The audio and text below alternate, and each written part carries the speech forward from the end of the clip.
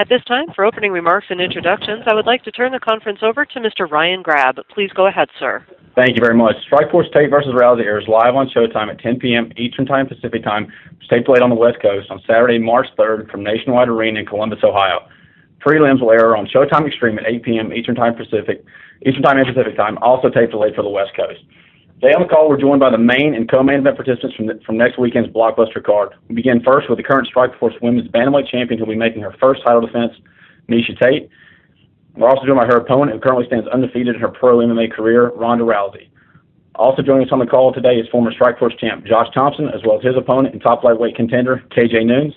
Now I'd like to turn it over to the CEO of Strikeforce, Mr. Scott Coker. Thanks, Ryan. I'd like to thank the media for attending today's conference call, as well as thanking Miesha and Ronda, Josh and KJ, and thank you to our broadcast partner, Showtime Television, Mr. Steven Espinoza. We're excited to be back in Columbus, Ohio. Looking forward to put on another amazing Strikeforce event. But before we go to the bulk of the call, we have an announcement that just came in from Sean Shelby, and that is that Derek Brunson will not be fighting against Jacare next Saturday due to not being able to pass his medicals. We are looking for another opponent for Jacare, and fully expect Jacare's fight to be on the main part of the card. Derek Brunson's medical is something that's not severe. We can't get into it, so let's avoid those questions about any details because we're not going to be giving out any details. But we expect him back shortly, and Ryan, I'll pass it back to you. Great, thanks, Scott. At this time, we'd like to open up for questions, please. Yes, if you would like to ask a question, please signal by pressing the star key, followed by the digit 1 on your telephone keypad. If you are using a speakerphone, please be sure your mute function is turned off to allow your signal to reach our equipment. Once again, that is star 1 if you would like to ask a question. We'll pause for a moment to assemble the queue.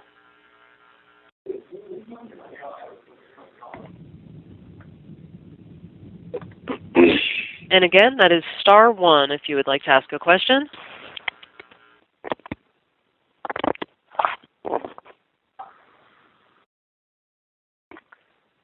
I'll go ahead and hear first from Leif Knutson with Fox News Minneapolis.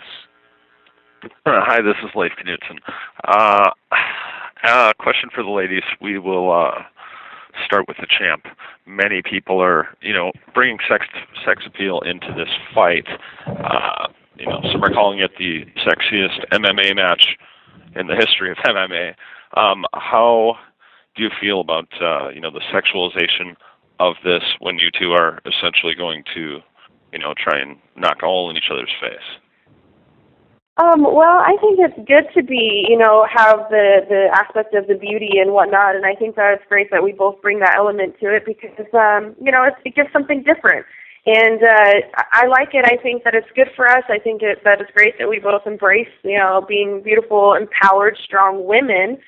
And, I don't think there's anything wrong with that. And, I think that the most important thing is that we deliver inside the cage and we show that first and foremost we're fighters, and that's why we're here.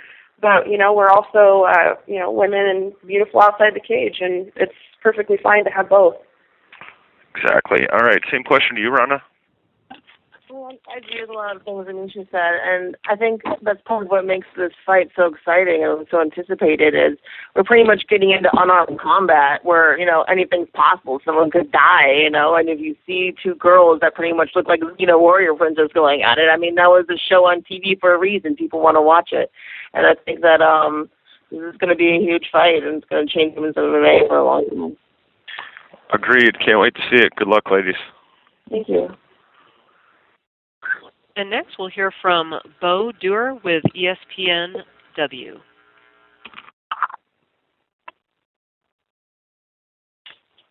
Your line is open, Mr. Duer.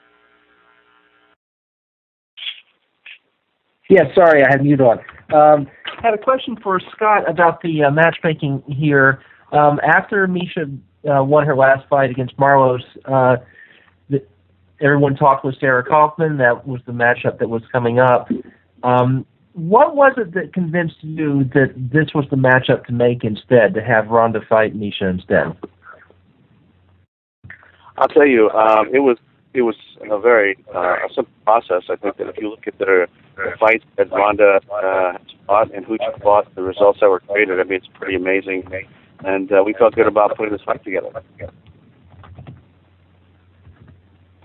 And were you concerned about having someone who's had 4 pro fights and less than a total rounds worth of experience in the cage fight for a title? Not at all. I mean, you know what? When you think about mixed martial arts, I mean, quite frankly, you have to think about the entire scope of the athlete. And Ronda has been in the Olympics, as you know, 2 times, and has probably had more mat work than any female mixed martial artist that I know of. When you think about all the experience in the judo, all the experience in martial arts, all the experience in Olympics, and you put it together with the results. I mean, she's beating girls that have had 15, 20 fights. So when you look at that, I mean, it clearly deserves a shot, and we feel really, really good about it. All right, thanks very much. And now we'll move to a question from Sergio Nunn with USA Today. Hi. This question is for Josh. Josh, I was wondering, the last few years you've had your ups and downs with injuries, and you didn't fight at all last year, and I'm wondering why you think that keeps happening to you, and how you're doing these days. We did something different for this camp. I'm a little nervous of doing something like this different against somebody like KJ. He's given all the experience, and he's been in the cage with some top guys. So, but we felt like it was something that had to be done. I've spent half my career on the shelf because of injury. So we really cut back on the conditioning, or not the conditioning, but the workload that I was doing as far as training and for this camp. So we're hoping that it pays off. I've looked better and felt better in the gym than I have, in years. But, like I've always told everybody that I'm not looking to be a gym hero. I'm somebody that wants to come in there and make sure that I perform well, on fight night and deliver a good performance. But I've also noticed, too, that in my Healy fight and my JD fight and obviously with the Kawajiri fight, I just felt flat. I felt, sure, I had the conditioning, the muscle endurance, all that stuff to go, but I didn't feel strong. I didn't feel at my top game like I did when I was on my 7 or 8 fight win streak. So I had to get back to that, and so I started feeling better in the gym for this camp. Obviously a couple little injuries here and there, but that's just part of the training camp. I've been training for about 12 weeks now. I had a long camp because I had such a long way off. So I'm just focusing on making sure that I was in really good shape for this fight. Given that KJ was gonna, obviously he likes to push the pace. He likes to be an action fighter. So I want to make sure that I was in good enough shape to do all those things. So, I just really kind of weaned back on some of the things that I felt weren't as important in this camp, and that's kind of how I got through this camp and trying to stay healthy. How concerned are you that you might lose some of your skill edge by cutting back like that? Actually what it was is we cut out some of the other stuff, not so much the skill edge stuff. We cut out more of the, I was doing more like a plyometric CrossFit style workout 3 days a week, like intense 5 hard rounds, with a minute break in between, plus sprints right after that. And I was doing that 3 days a week, plus doing my runs at night and my double workouts during the day. So my training with the fighters in the morning, and then my training with the fighters in the evening. So that was 4 workouts a day, 3 days a week. And I just noticed I was getting hurt and injured a lot, and my body was just breaking down. So, I've had a lot of good sparring for this. I had Gray Maynard here, helping me spar, Justin Wilcox, obviously. But I've had a lot of good kickboxers that were in here with me, too, helping me. I had the world stand show champion, someone who's real hard to take down, someone who knows how to get great takedowns. I've noticed KJ was shooting his last fight, so I had a kickboxer in a kickboxing stance, really trying to push me in the kickboxing, but also trying to take me down, and me trying to get takedowns on guys like him. So, I've had really good athletes, in the gym helping me. So I'm excited for this fight. Okay, great. Thank you. We'll now move to a question from James Bryden with Sportsnet Canada. Hi, my first question is for Ronda. Judo has always been one of the disciplines used in MMA, but it seems to me lately like a lot of more fighters are including it in their arsenal. I was wondering if you think that's the case. Why might that be? And do you feel like you're in a spot to carry the judo torch, so to speak? I mean, Judo is a great grappling art for MMA. It's one of the few ones where you can really do a lot of your takedowns without changing your level. I think it's one of the best for clinching, like already in the clinch. I think it's the best way to take anybody down. And it's also like the only grappling art that really emphasizes transition, going straight from the throw right into submissions right away. And I think it's been really underappreciated. And one of my major goals when I started doing MMA was not just to push women's MMA, but also to promote judo, because judo's also been, kind of going downhill for the past few decades. So, but it's really cool to see other, really respectable athletes. Like, I see John Jones doing judo throws all the time and stuff like that. And every single time I see that happen, I freak out. And, it's funny, the only distinction I give people between judo throws and wrestling throws is I say that the throws that require a lot of muscle are wrestling, and the throws that you can do just with timing, then those are judo.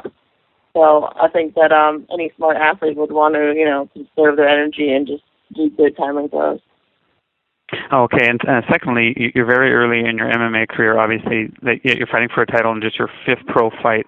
From that regard, you can kind of draw a parallel with Brock Lesnar, who came into the UFC with a lot of hype and rode that to a title shot in just his 4th fight. Do you think such a comparison is fair, or do you think your situations are just completely different? Well, I think it's similar enough where I understand the comparison, but I feel like my pre-MMA background is a little bit more than his was. But, I don't think that's unfair, but he also did win, so yeah, sure, compare all you want. And then for Misha, you've been vocal about the fact that Ronda has sort of talked her way into this title shot. Do you think there are similarities with the Lesnar situation? Should fighters have to earn their shots more with wins than words? I think so. I think that there's a lot of hype coming into this fight. With Brock Lesnar, he had a lot of hype, and I think that Ronda has a lot of hype as well. And at 4-0, I don't feel that she's as deserving as some other people, and like Sarah Kaufman, for instance, and even Alexis Davis. I don't feel that she's as deserving. Now, it doesn't mean that her skill set's not great, and maybe she's not going to be the next world's greatest fighter or whatever. But I don't feel that she's earned this title fight. I do not feel she's earned it at 4-0 and never have fought at 135, but it's an entertainment business, and I think this is a fight that the fans want to see, and from that aspect, I can understand why it would want to be put together and why it's being so promoted and getting so much attention, So, it is what it is. Okay, thanks a lot. We'll now move to a question from Damon Merton with MMAWeekly.com. First question is for Ronda. Obviously smack talk, trash, what trash talk, whatever you want to call it, hyping a fight is a part of it, but it seems like things between you and Misha have gotten a lot more personal in these last few weeks. Is that a fair statement, or is there anything personal between you two? I've never said that I had anything personal against her. I think that probably if we met under different circumstances, if things weren't the way they were, we probably would have ended up being friends because, I think that the person that you're fighting, you have more in common with than anyone else in the room. But I kind of created this rivalry on purpose because I had enough friends that I really could use with a few enemies, and I think the result of how much attention this fight has been getting kind of proves me right, So it's not personal to me, and I understand why she doesn't like me and why she would take it personal, because I've been being, pretty much overtly rude. I haven't been lying or saying anything I didn't think it wasn't true, but I've been saying things I wouldn't say to people's faces usually because it's not polite. But, whatever. I don't feel bad about it. She can take it personal all she wants. I don't. To that point, I'll ask you this. When there is a lot of talk before a fight, I know a lot of people have been mentioning Chael Sonnen when they talk to you. And when you talk to that level and let's say the fight doesn't go your way, it obviously all comes kind of crashing back on you.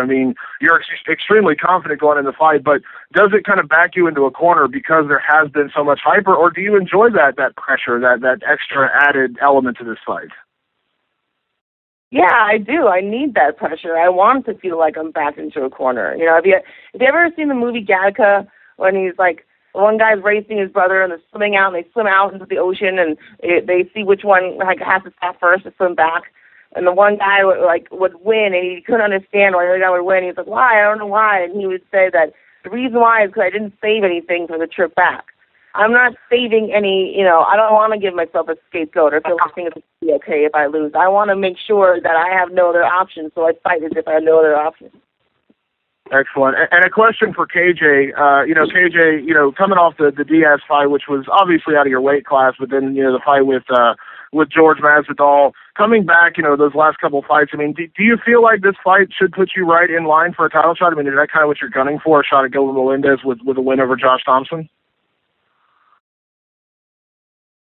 Sorry, I had my phone on mute. I kind of put my foot in my mouth last time I said I'm for sure getting a title shot, and I lost, so I'm kind of superstitious. I just want to concentrate on the fight ahead of me, and I don't really have to say too much. I'm probably not going to get to ask many questions because my fight is always the fight of the night, and KJ Noons is definitely stealing the show. Always. Look at my track record. I'm really excited to be fighting somebody like Josh Thompson. It's going to be a barn burner. I'm trained. This is the hardest I've ever trained, so I'm ready. Does it add extra, because you know that. I mean, you know that your fights are always exciting. You always have that element to your fight being the co-main event. I mean, do you kind of relish that role? Do you relish that moment to be able to do that, to put on the fight of the night and be in a co-main event? I mean, it's just something that's in your blood. I mean, almost every single Strikeforce I've ever had, every single fight I've had almost 45 pro fights in boxing, kickboxing, and MMA, and every single fight I've had has always been fight of the night. So I know Josh is ready. This is the most I've ever trained, and it's not whether I'm trying to make it the fight night. It's just going to be the fight night because I have a true passion for fighting. It's going to be exciting.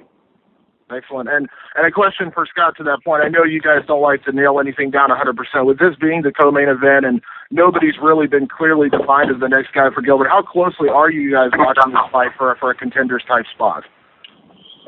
Yeah, what I'd like to say is, both these guys are definitely in the top of the division. But, let's just wait to see how these fights play out. Myself and Sean, we'll take a look at who wins each of these bouts and make a decision based on performances. Excellent. Thanks a lot, guys. We'll now hear from Dave Diebert with Post Media News. Thanks for the time. For each Misha and Rhonda, I think it's safe to assume that this is the most media, the most press, the most appearances, all that sort of stuff that you've ever had going into a fight. Has there ever been a time in all this lead up where each of you has just wanted to just stop and catch your breath? Have you been overwhelmed at all by all the attention, all the media that's been going into this main event? Well, this is Misha, and for me, it's been a lot more work than I've had to do in any of my other fights, but it's not completely unfamiliar. When I had the co-main event with Marloes Kunin, we got a lot of attention for that as well, and fighting on the bigger show, I'm pretty familiar with the process. So it's just more of it. It's just a matter of time management, reaching out to other people to kind of help me manage my schedule and making sure training's a priority and working everything else around that. This is my job. I don't work a 9 to 5, so as long as I'm getting my training in, then I'll dedicate as much time as I can to the media and the PR and just making sure I'm staying on top of that, because selling this fight is just as important as, it doesn't matter if I train my butt off and I go in there and I win and nobody's watching it, it doesn't matter. So, it's just as important that I get out there and make sure that people want to watch this fight as it is that I'm getting my training in and that, that I win this fight as well. So, it's part of the game. Rhonda? Yeah, it's just all multitasking. I find a way to fit all this stuff in between. Like, I think it's really cool how we're doing a conference call instead of having to actually go anywhere. So I was already trained once this morning, got to rest, get to wake up for a little bit, talk to you guys, lay down, go train again. We just fit things in between. And, a lot of times people complain that there's so much to do. I remember this Sunday, I had the whole day to do nothing, and I was going crazy. I felt like I was forgetting something or something, like I'm just so used to constantly needing to go from one obligation to another that when I had free time, I was stressed out. So it's cool. Okay. All right. Thanks, you guys.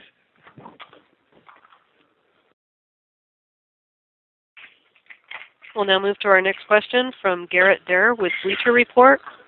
Hey, Misha, my question's for you. Hey, you fought some really great competitors over the course of your career, but, Rhonda's a whole different threat.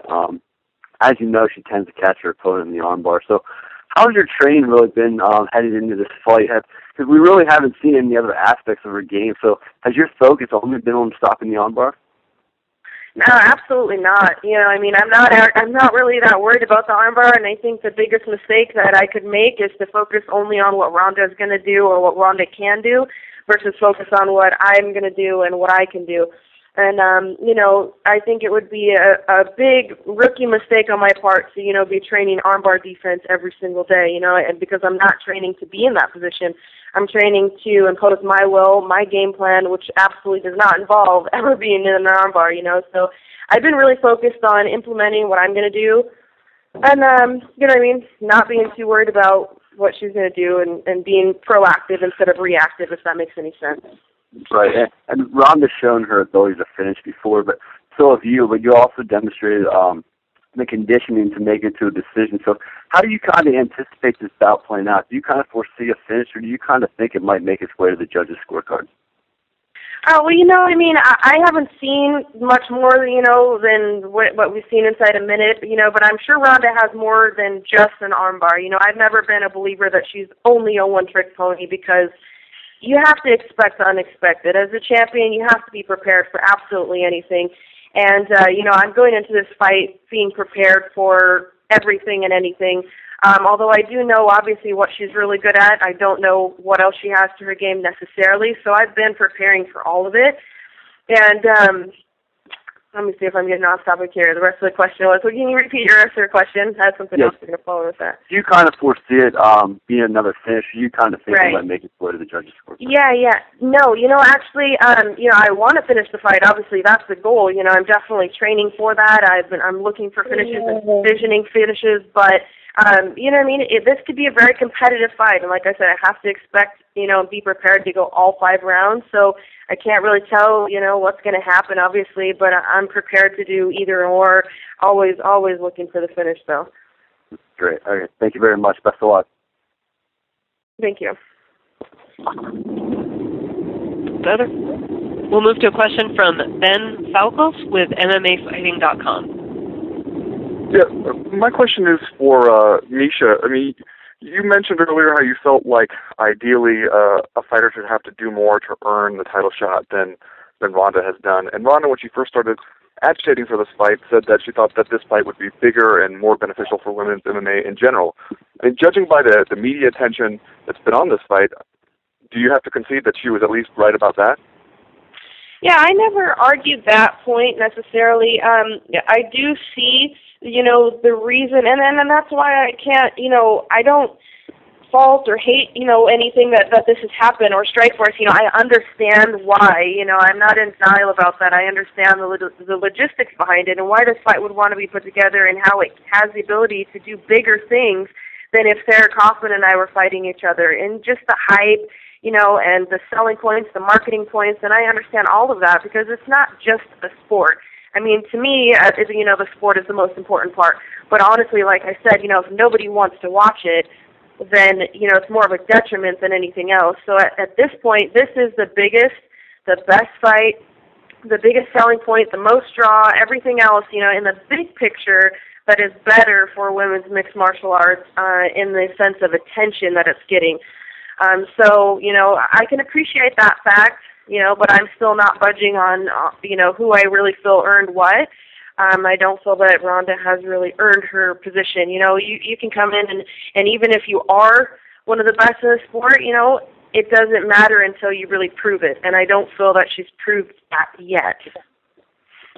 Right. And for Ronda, since you mentioned that to start off with, that you felt like this would be the bigger fight for women's MMA, did you feel more pressure to get out there and hype it up? Obviously you kind of turned the smack talk dial up a little bit here for this one. Did you feel like you were obligated to do that in order to make sure that this was a bigger fight, as you said it would be? Well, yeah, I felt obligated to push for my case as much as possible.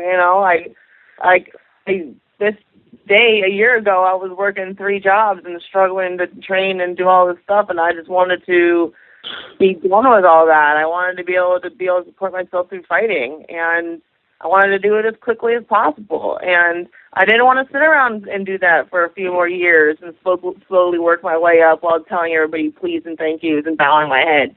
I thought that, what, I knew that I could win the title the day that I started. The quickest I could get it, the better. And if, getting a couple, more entertaining interviews than some of the other girls helps me out, then I want to do that. Great, thanks. And we'll now hear from Darnell Mason with MMA Hawaii. Hello, thank you for taking my call. Quick question for both Misha and Ronda. Can you guys give us any insight or any interesting behind-the-scenes tidbits that happened from that excellent Showtime promo vid? Anything behind the scenes from filming that day? I'm sorry, I didn't really catch that. Could you say it one more time?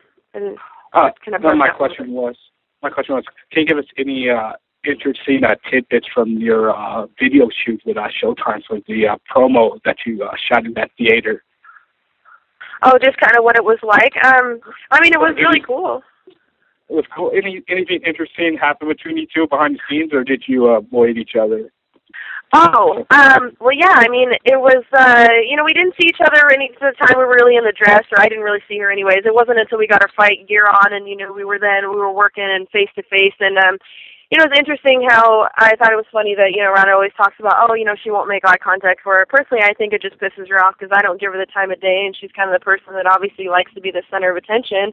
But when push came to shove and it came time to make eye contact, I just think it's funny that Ronda's always the first one to break eye contact. And, I definitely felt like I saw right through her, and, she's way more talk than anything else. So, I'm not intimidated by all the trash talking, and I'm definitely not, I'm not buying into it at all.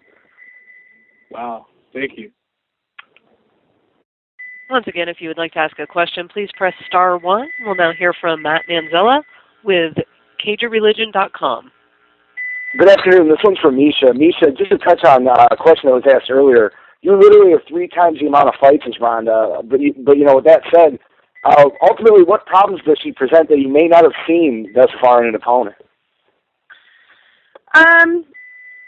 Well, she's an interesting style matchup. I can't say that I have a lot of experience fighting someone, with a judo background. I have fought a judo background person before, but I think Ronda is on a whole new level as far as that goes. However, I think there's going to be holes in the game as far as when you've been training one specific art for so long, that becomes your habit and your first nature. So when you get into the cage, and that's something also that you can't recreate. I don't care how many times you spar.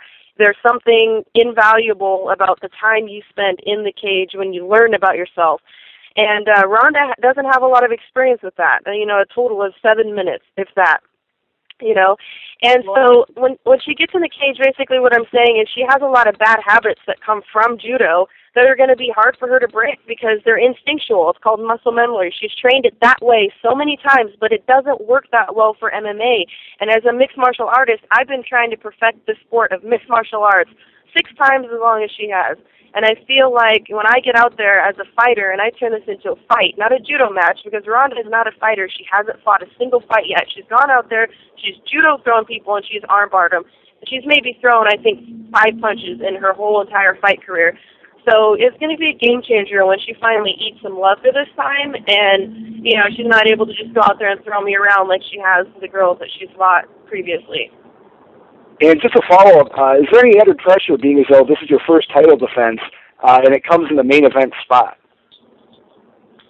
Well, I guess people always ask pressure, and I say, well, pressure is a good thing. And for me, it's a positive thing. I feel I always work best under pressure. The harder someone comes at me, the more I get hurt, the harder I always fight. I never back down, and it's the same sense, of pressure in the sense of, being in the limelight and having this opportunity. I think of it as a really great, super positive thing.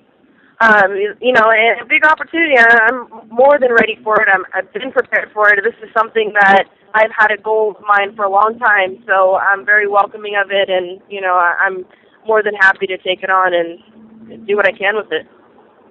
Thanks a lot, Misha. Best of luck. And we'll now move to a question from Kyle Conroy with MMAWeekly.com. Yes, thank you. My question is for the main event fighters. Speaking of pressure, is there any unnecessary pressure put on that you feel from the two of you that's put on the media, that's put on by the fans to have a really exciting finish to carry the division of women's MMA forward in a positive manner? I mean, I've always felt like that. It's not the fans or the media that make me feel like I have to finish, and I have to be exciting. It's the situation of women's MMA in general. You know, we're not just fighting for one victory for ourselves. We're fighting for an entire sport every single time that we fight. So I don't feel like that pressure has changed at least a little bit. You know, I fight to be exciting and to finish because that's what the women need.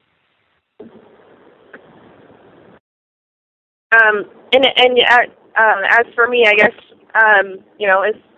it's basically the same thing. I just feel like we have a responsibility as women to stick together and really try to help out the other girls, especially because we're getting, Ron and I are getting the opportunity for the limelight. So the thing about women's MMA, when you have very little opportunity for mass exposure, you've got to make the most out of it. It's got to be the most bang for your buck, because women's fights usually get maybe one televised spot out of the whole fight card. So let's say there's 4 or 5 spots. Women get 1. The guys get 4 or 5. Every fight card I've ever seen, there's usually been one fight that's really exciting, at least, and one fight that's, mediocre, maybe even really terrible and boring. Sometimes that happens in the women's MMA as well, but when we only get that one small opportunity to shine, we don't have a broad spectrum of all these women's fights getting shown so we can show the depth and dynamic, some are exciting, some aren't. All of women's MMA gets based kind of on one fight, because that's the fight that's getting exposure. It doesn't matter about, the smaller fight card cage sport that has this fantastic and seeing that, so there's added pressure in the fact that, a lot of is riding on our shoulders for the future of women's MMA and how people see it and whether they respect it or not. So it's really important that we perform well. Great, thank you. I have a follow-up there for Scott Coker. What is Strikeforce, what's their plans for the women's division for the rest of 2012? I mean, it's, really business as usual. I mean, it's proven that if you look at our history and our track record, we've been, supporting women's mixed martial arts fights since we were allowed to have mixed martial arts in California.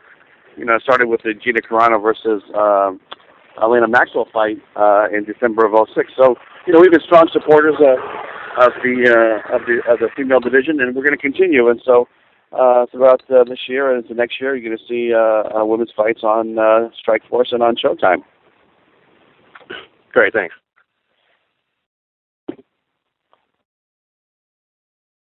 And we'll now hear from Sergio Nunn with USA Today. Yeah, I had a question for Misha. Earlier on this call, Rhonda said that she characterized judo as a matter of timing and wrestling as a matter of just pure muscle. And I was wondering how much she would agree or disagree with that.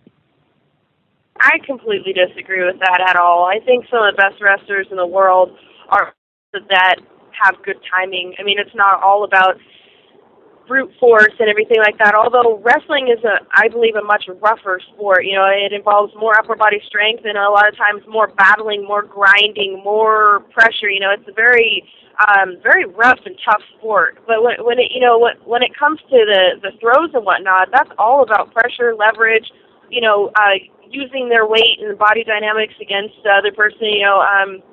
There's different styles of wrestling too. There's collegiate, there's freestyle, there's Greco, and those are all different. So you can't just, really sum it up to say, this or that about it specifically, because there's kind of a lot of different ways that you can do it. But basically, when it comes to the throws and whatnot, I would completely disagree. John Jones is not a judo player. He's a wrestler. Therefore, the technique that he's using without a gi in mixed martial arts is wrestling. All the same throws that are in gi, judo, and whatnot are also in wrestling. When you take the gi away, they come from over-unders, and that is absolutely wrestling-based, and I completely disagree with the muscle versus, not muscle, and not having any comparison to being judo versus wrestling. All right. Thank you. And as a reminder, that is *1 to ask another question. We'll move to a question from Angel Cordero with the MMA Truth. Hi, thank you for taking the time. This first question for Misha and Rhonda at the same time. If you could make a case for women's MMA, of course, the excuse to say it like that, Dana White is putting up to not have women's MMA in the UFC, that there's not enough depth in the divisions. But what can you tell the public, the fans, and the ladies that are practicing any of the disciplines involved in MMA to boost them to come to the sport and start fighting? I'm not sure if I caught the very tail end of that. You kind of broke up on me. I caught everything about Dana White and the women. What did you say about the women coming into the sport? Yeah. What would you guys say to the females practicing the disciplines involved in MMA to come to practice MMA and get involved in it? I gotcha. I mean, I would encourage them. I'd say more power to you. We need more of you because, some people might think, you don't want more so you can stay on the top, or, a lot of people would think the less depth, the better. Maybe for one person, honestly, but when you think about the big picture, we need more women to have success. We can't do it with, one or two top females. We need a lot. We need not a face of women's MMA, but faces and stars, more than one, so that everyone can have their favorite pick, and we can have lots of diversity and lots of great matchups and lots of stylistic, differences and a broad spectrum of wonderful female athletes that can put on amazing fights. And, I definitely always encourage girls to go out for wrestling or, start jiu-jitsu or whatever it is. And, the young girls, I always try to encourage them and, tell them, I did it when there wasn't women doing it at this time. There was no women's wrestling teams. I was wrestling on the guys' team, and look how much it's changed, and you have so much opportunity here. Definitely need to take advantage of it if it's something that you want to do. I think what you need to do to encourage people to start something is, to get women to do MMA, they need to think that they have a future in it. That's part of the reasons why I quit judo, is because I didn't think I had a future in it, and then I think what we can do to encourage them is make them say, look, this is sustainable, we're making a living off of this. You're not going to make a living off of wrestling or jiu-jitsu or kickboxing or judo. I think that the way that we can really encourage women to come over and get some real depth is if we continue to really push these women's fights and show that, not only can you have a fighting career, but even after that, you can have a career teaching or open your own place or, do movies or do stunts or whatever. I think just making it seem like an attractive career in general is, a good way to attract new fighters. Well, I hope this fight really convinces women that they do have a future in the sport. A follow-up question for Misha. Misha, you said that Rhonda has a lot of judo glitches, if we can put it like that, that don't work very good in MMA. I come from a judo background myself. Can you abund a little bit on that? I'm sorry again. I'm driving in the very last part. I heard everything up through the glitches. What was the very last? Well, you said earlier that Rhonda has a couple of judo glitches, if we can say it like that. Can you abund a little bit like that? Well, I think I basically got the gist of your question there. And, basically what I'm trying to say is whenever you take a piece of the puzzle and you try to finish the rest of the puzzle, you have to make adjustments because judo is not mixed martial arts. Wrestling is not mixed martial arts. Boxing is not martial arts. Kickboxing is not mixed martial arts.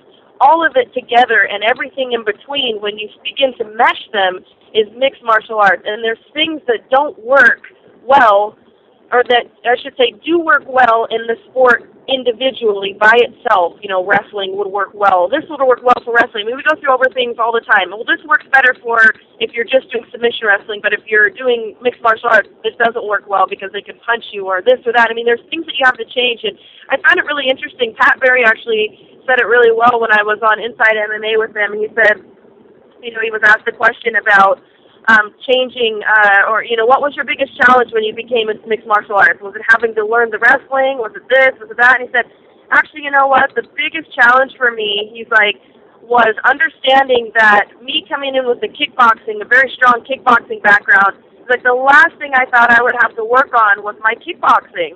He's like, but I've actually had to adjust and change that the most. He's like, because I had habits of kickboxing the way that I would kickbox. He's like, and I can't do that for MMA. I can't kickbox someone, or I can't strike with someone in mixed martial arts in a cage fight the way that I would in a kickboxing bout, because it doesn't work the same. I have to work for the look out for the takedown. I have to, if I overcommit, he's like, there's things that I really had to go through and work and adjust.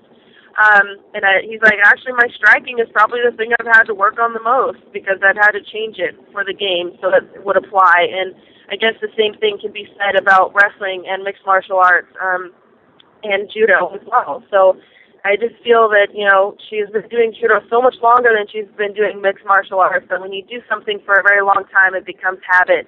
And when push comes to shove and it calls for a reaction, I think some of her habits are not good for mixed martial arts. Okay, last question for Mr. Coker.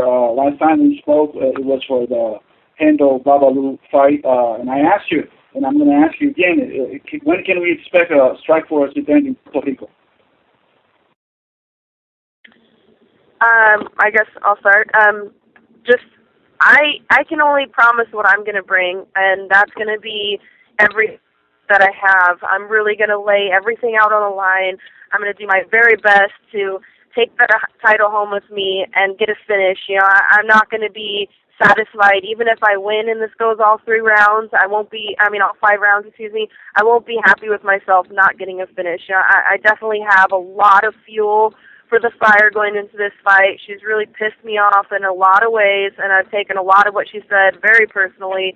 And, I've, somewhat settled into being a fighter and this and that, and I think this is exactly what I needed, someone to really kind of get under my skin a little bit and irritate me, to really bring out my full potential as a fighter, and that's exactly what I'm going to do. I'm going to turn this into a fight, and I'm going to make it dirty, and I'm going to try to hurt her, and I'm going to try to knock her out or, submit her or whatever it is. I want to finish this fight.